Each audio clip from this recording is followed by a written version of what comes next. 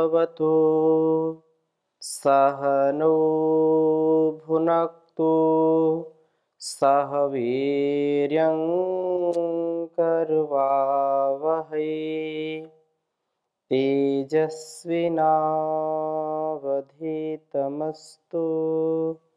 मा विद्विषावहै। ओम शांति शांति शांति। वैदिक जीवन पद्धति इस कक्षा में आप सभी श्रोताओं का, दर्शकों का हृदय की गहराइयों से हार्दिक स्वागत है, अभिनंदन है।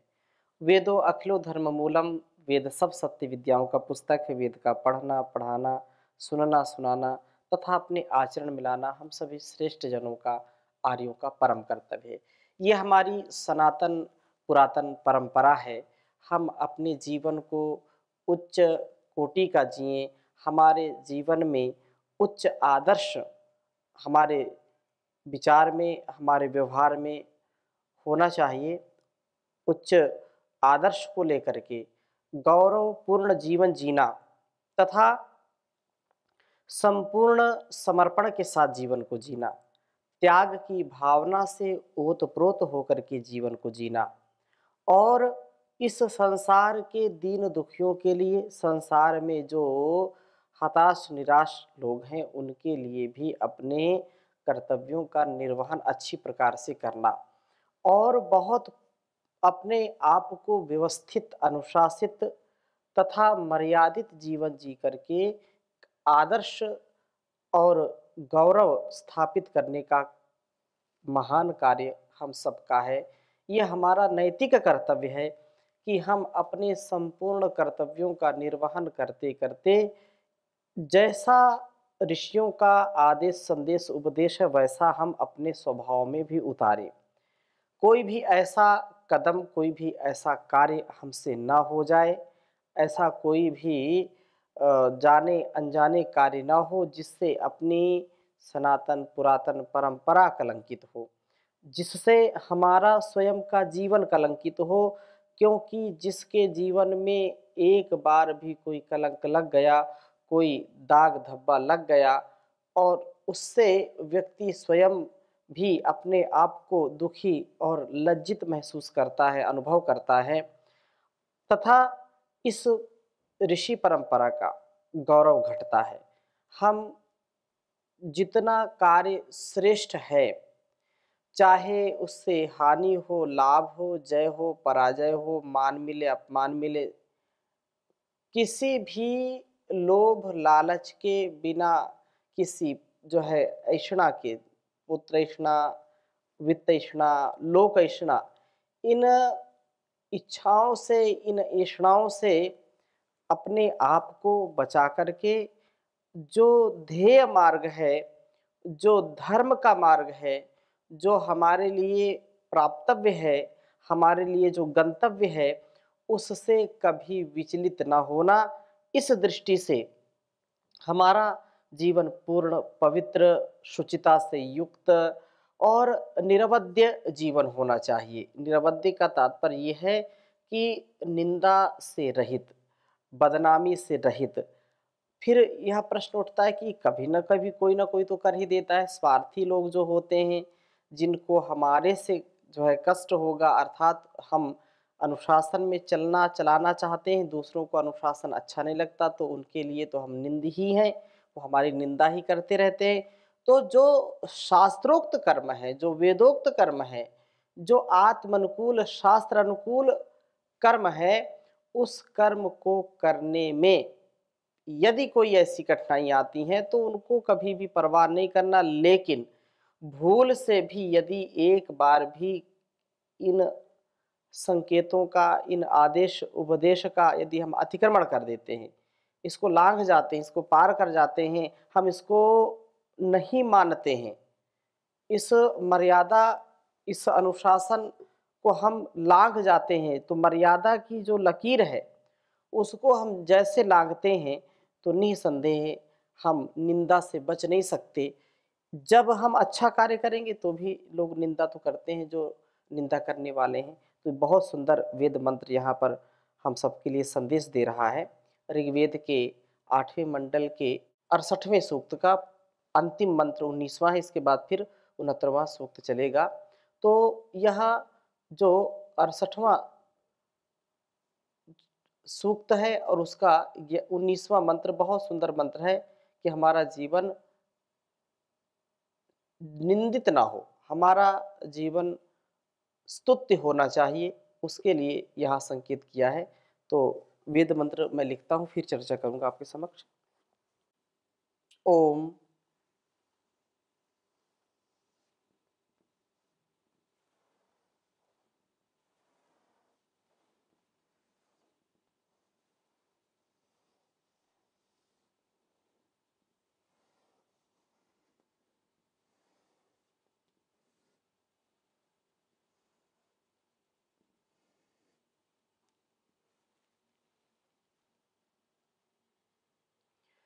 न युष्मे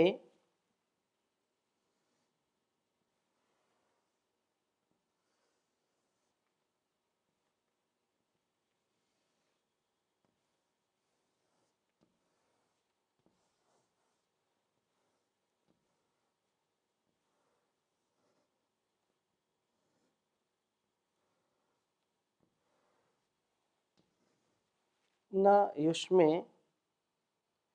वाज बंधवो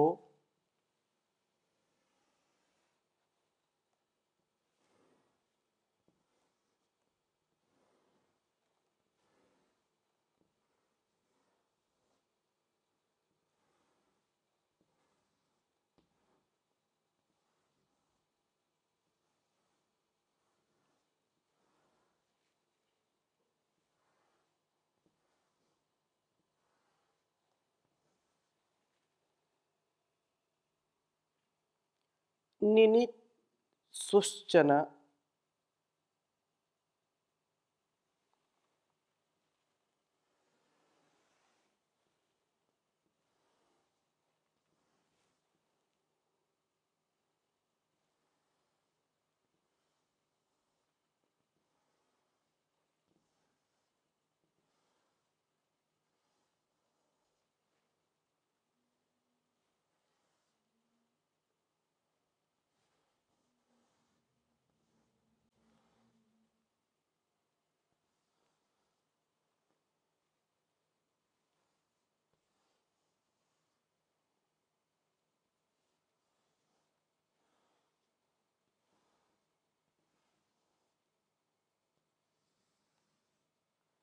निनित सुश्चन मर्त्यः।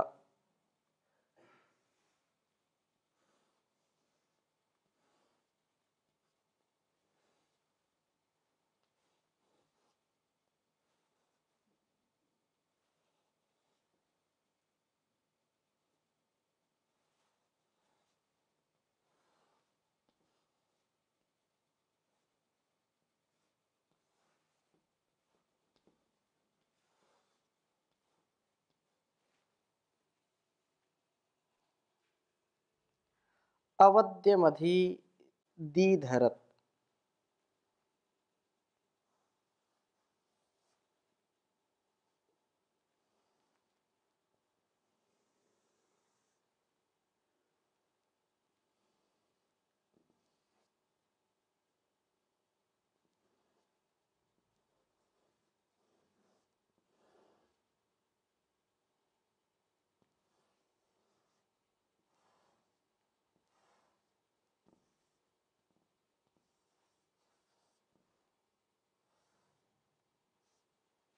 अवद्यमधि दीधरत्।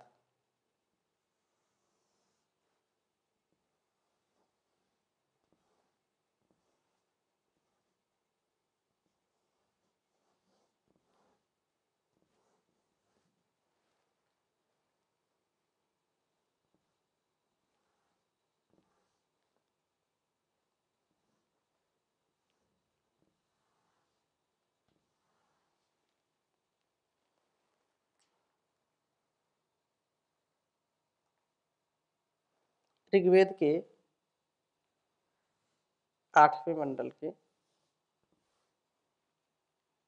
68वें सूक्त का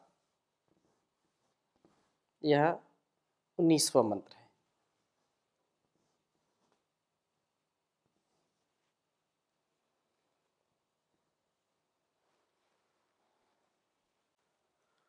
ओम न युष्मे वाजबंधवो निनित्सुश्चनामर्त्यः अवद्यमधीधरत्।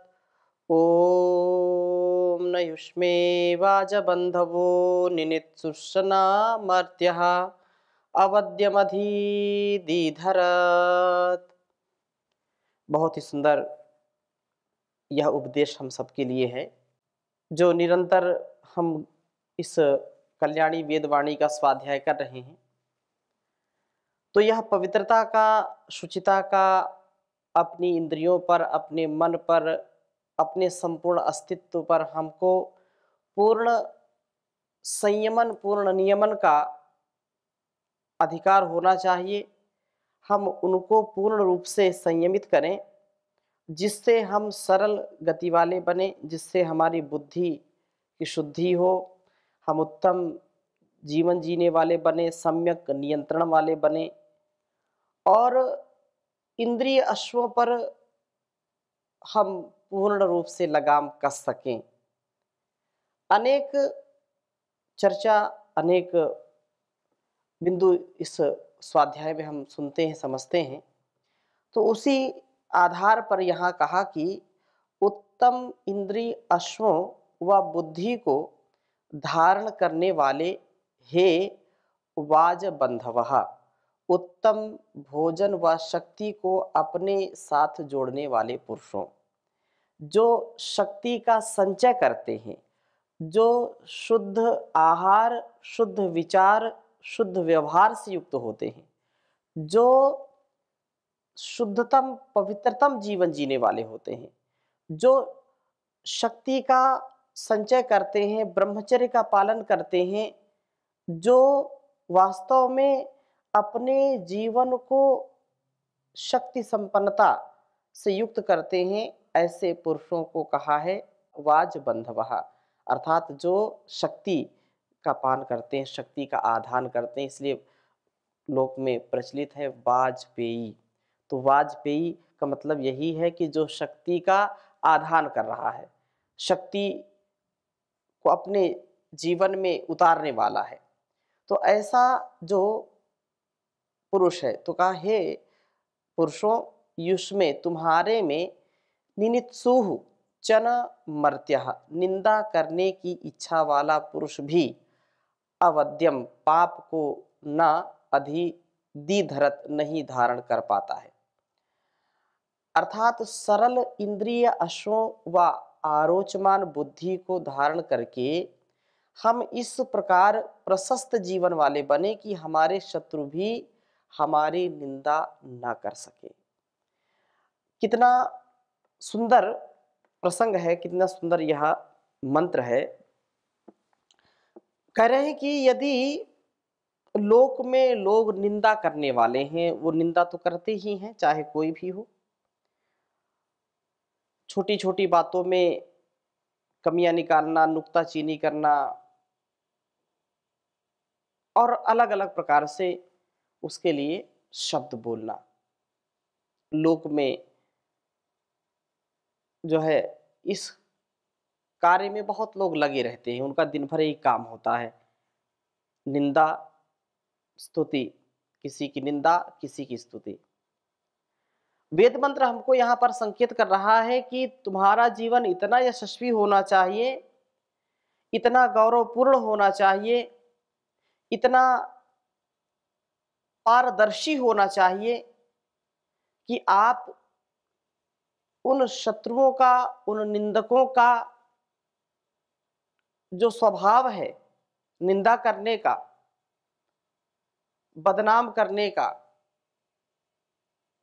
वे भी आपके इस पवित्र जीवन और सुंदर चरित्र होने की स्तुति सब जगह गाएं। उनके पास कुछ भी आपके निंदा के लिए होना ही नहीं चाहिए। यद्यपि कुछ लोग करेंगे, हम ठीक-ठीक चल रहे हैं तो भी करेंगे, नहीं कर रहे हैं तो और करेंगे। तो यहाँ पर इतनी बात समझ लेना चाहिए कि वेद के आदेश, उपदेश, संदेश के अनुसार जीवन को जीना। हमारे शास्त्रों में जैसा कहा वैसा जीना। बड़े जैसा कहते हैं जो ज्ञानी है, जो विद्वान है, धीर गंभीर है, ऐसे बड़े लोगों की जो कही बात है, जो उनका उपदेश है, वैसा तन मन से जीना। और जब ऐसे अनुभवी लोगों के उपदेशों से हम अभिषिक्त होकर के ऐसे श्रेष्ठ कर्मों का, उत्तम कर्मों का, सात्विक कर्मों का यदि हम अनुष्ठान करते हैं, उसमें लगते हैं, तो बहुत विघ्न बाधाएं भी आती हैं, लेकिन उनसे हमको विचलित नहीं होना, हमको उनको साथ साथ लेकर के चलना पड़ता है। तो ऐसा करने पर हम उन्नति तो प्राप्त करेंगे ही करेंगे, लेकिन इस प्रकार से जब इंद्रिय अश्वों का नियंत्रण करेंगे, क्योंकि जो संसार में भटकाव का मूल कारण है वो हमारी इंद्रियां हैं। इंद्रियां यदि हमारी स्थिर नहीं है, इंद्रियां यदि हमारी संयमित नहीं है, भोग विलासी हैं, यदि संसार के आलंबन पाकर के उधर तो जाएगी जाएगी, लेकिन उनको यदि हम नियंत्रण कर पाएंगे तो हम वास्तव में सच्चे योगी बन जाएंगे। हम अपने जीवन को कभी भी निंदित नहीं बना पाएंगे, अर्थात हमको चाहे कोई भी कितना प्रयास कर ले, हम पूर्ण रूप से सदा निरवध्य, सदा स्तुत्य कर्म करने वाले बनेंगे, निंदित कर्म करने वाले नहीं बनेंगे। चाहे कितना भी कोई लालच दे, कितना भी कोई जो है धमकी दे, चाहे मृत्यु भी निकट आ जाए, तो भी हमारे अंदर इतनी दृढ़ता आ जाती है कि हम अपने धर्म के पथ से, अपने स्वकर्तव्य से, स्वकर्म से, वेद धर्म से, राष्ट्र धर्म से, आत्म धर्म से कभी विमुख नहीं होते हैं। लेकिन यह कब आएगा? यह तब आएगा जब अपनी इंद्रियों पर हमारा पूरा नियंत्रण होगा। हम इंद्रिय अश्वों का नियंत्रण कर पाएंगे, बुद्धि को ठीक कर पाएंगे, विवेकवती बुद्धि, और प्रशस्त जीवन वाले हो पाएंगे। प्रशस्त जीवन वाले, श्रेष्ठ जीवन वाले, उत्तम जीवन वाले बन करके हम शत्रु के भी स्तुत्य हो जाते हैं। शत्रु भी हमारी निंदा नहीं कर सकता है, उसको भी लगता है कि नहीं, मेरा शत्रु इतना यशस्वी है, इतने उसके अंदर गुण हैं, मैं क्या बताऊं। और वो यदि कभी कदाचित बोल भी देता है तो उसको पश्चाताप भी होता है, और उसका जो हृदय है वो तो जानता है कि यह अमुक व्यक्ति कैसा है। तो हम इस प्रकार से यह समझें कि हमारा जीवन जो है अवध्यमधि दीधर्त, हम जो अवध्यम जो पाप है, वह पाप अपना अधि धी दी धरत नहीं धारण कर पाता।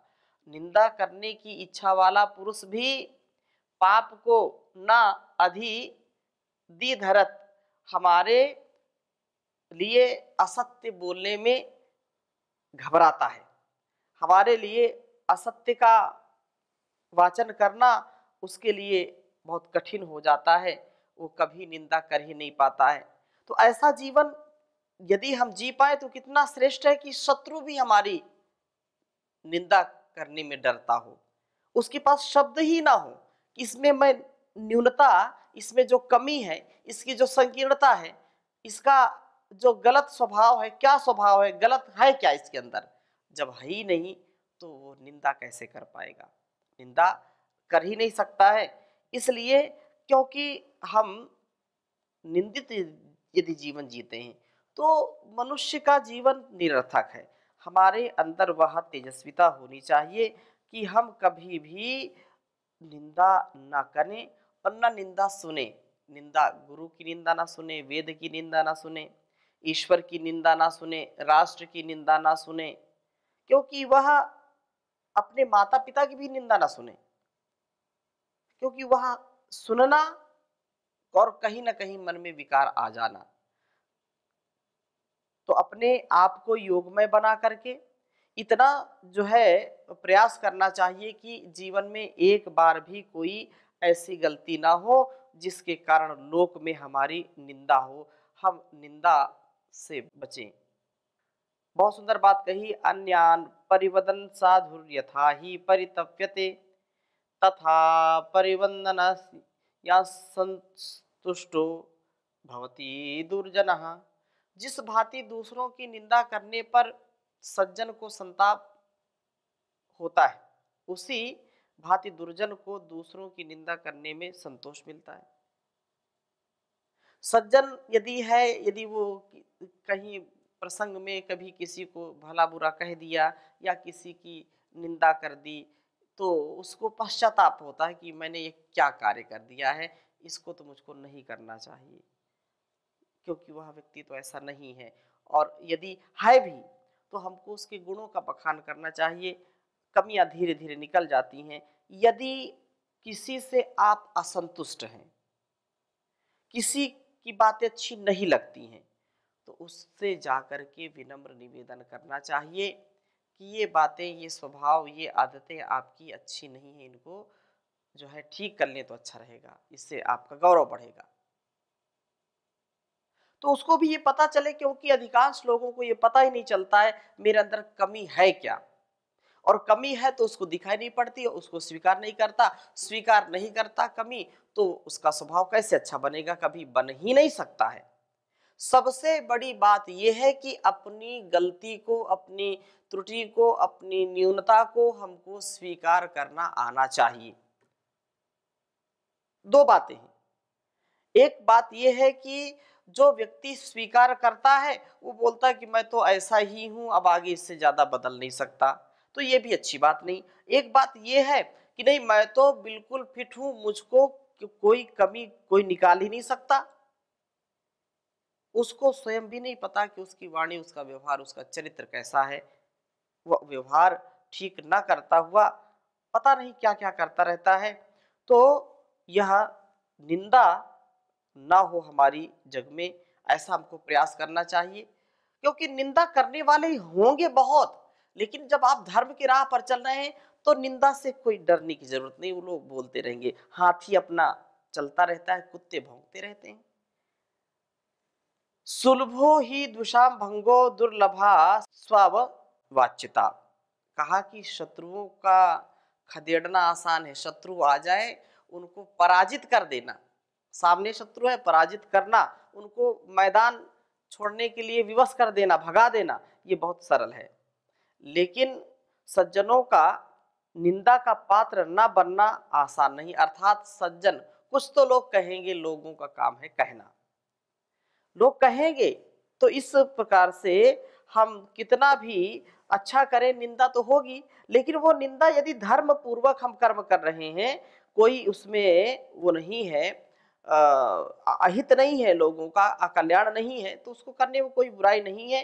हमको सदा सर्वदा परमात्मा ऐसा सामर्थ्य दे जिससे हम निरंतरता से इस प्रकार के गुणों का धारण करें, और गुणों का धारण करके सदा ऐसी ही प्रार्थना करें जिससे हमको अनिंद्य या अवध्य, जैसे कहा कि मुझे ऐसा बना दो मेरे पिता, जीवन में लगे ठोकर ना कहीं, जाने अनजाने भी मुझसे नुकसान किसी का हो ना कहीं, मुझे ऐसा बना दो मेरे पिता।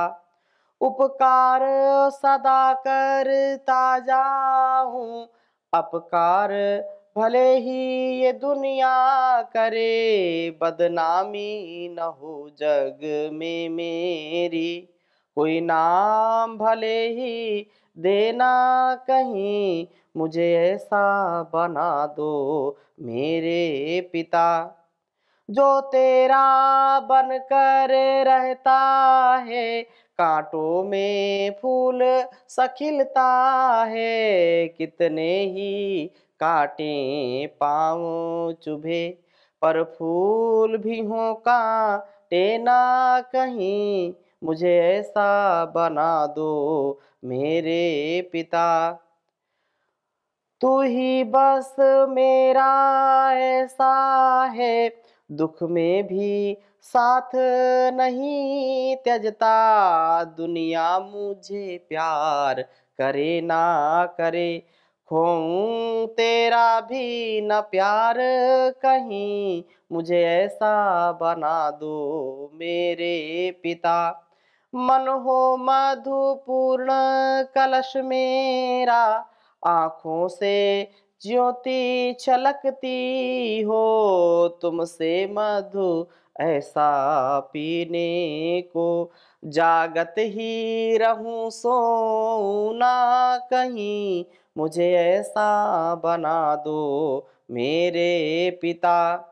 मैं क्या हूँ, राह मेरी क्या है, यह सत्य सदा मैं समझ सकूं। इस राह पे चलते चलते कभी मेरे पाँव थके ना, रुके ना कहीं, मुझे ऐसा बना दो मेरे पिता। ओम शांति शांति शांति।